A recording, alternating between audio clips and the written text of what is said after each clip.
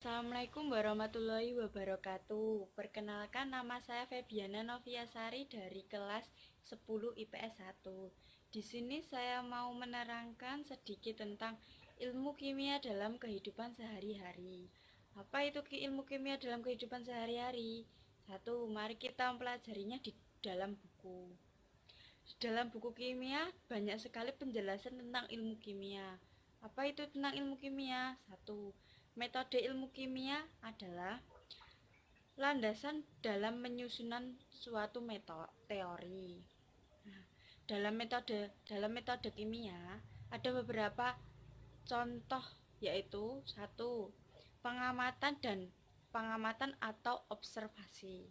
Pengamatan atau observasi adalah pengamatan dapat dilakukan secara kuantitatif. B. Mencari hasil pengamatan. C. Perumusan teori. Suatu teori disebut dengan terdiri atas sejumlah sesuai sebagai pijak atau menerangkan perilaku teori. 4. Penguji teori. Apa itu penguji teori? Penguji teori adalah ilmu pengetahuan alam harus selalu direkayasa dan dikaji terus-menerus, sebab teori merupakan gagasan manusia untuk menerangkan perilaku alam yang diamati berdasarkan pengalamannya.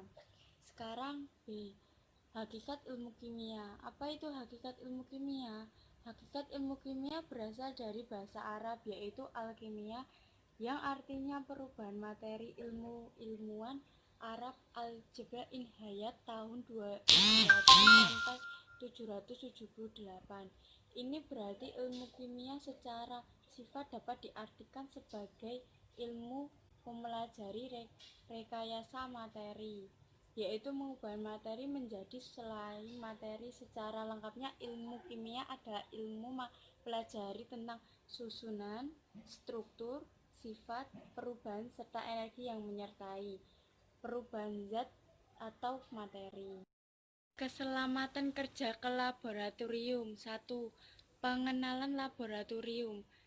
Laboratorium adalah suatu tempat bagi seseorang pratika untuk melakukan percobaan. Praktika adalah orang yang melakukan percobaan. 1. Bahan kimia. Jenis bahan kimia yaitu mudah meledak, peroksida, karbon diorganik, berbahaya bagi lingkungan, mudah menyala, beracun, korosif, dan menyebabkan iritasi. Persiapan kerja di laboratorium adalah merencanakan percobaan terlebih dahulu, mempersiapkan peralatan.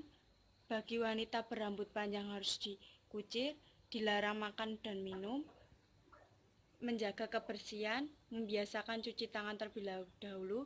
Bila kulit terkena zat, maka terlebih dahulu dicuci atau jangan sampai digaruk, karena itu bisa membahayakan. Fasilitas mutlak yang harus ada di laboratorium adalah 1. Safe water. 2. Bak atau bak cuci tangan, lemari asam water, perlengkapan kerja, exhaust fan, pemadaman kebakaran, dan lain-lain. 4. Untuk menjamin keselamatan kerja di laboratorium, dibuat peraturan yang bertujuan untuk menjamin dan demi keselamatan, yaitu 1. Kesehatan dan keselamatan. 2. Mencegah orang lain terkena resiko. 3. Mengontrol penyimpanan atau penggunaan. 4. Mengontrol pelepasan dan bahaya. Simbol bahaya. Banyak sekali simbol bahaya di dalam ilmu kimia, yaitu 1. SBL3101 atau yang disebut dengan 1. Jika terkena bahan kimia. 1. Bersikap tenang, jangan panik. 2. Meminta teman yang dekat. 2. Membersihkan bagian yang mengalami kontak langsung. 4. Jangan menggaruk kulit. 5. Menuju ke tempat yang cukup oksigen. 6. Menghubungi para medis secepatnya. 2. Masalah pemegangan limbah bahan kimia. Limbah bahan kimia, zat organik dibuang terpisah agar dapat didaur ulang. Limbah 2. Limbah cair dapat berbahaya, dapat langsung dibuang tapi harus dicernakan dengan lebih dahulu. 3. Limbah cair yang tidak larut. 4. Limbah padat harus dibuang terpisah karena dapat menyumbat saluran air. 5. Sabun. 6. Gunakan zat bahan kimia secukupnya. Peran ilmu kimia dalam bidang, yaitu 1. Dalam bidang kesehatan. Dalam bidang kesehatan, ilmu kimia berperan sebagai obat-obatan. 2. Ilmu kimia dalam bidang pertanian, yaitu 1. Untuk pupuk tanaman dan lain-lain. 3. Peran ilmu kimia dalam bidang hukum, yaitu 1. Dalam tes DNA atau dalam rambut. Yang keempat, ilmu kimia dalam bidang industri, yaitu mesin-mesin yang diolah dengan industri. Wa taufiq walhidayah. Wassalamualaikum warahmatullahi wabarakatuh.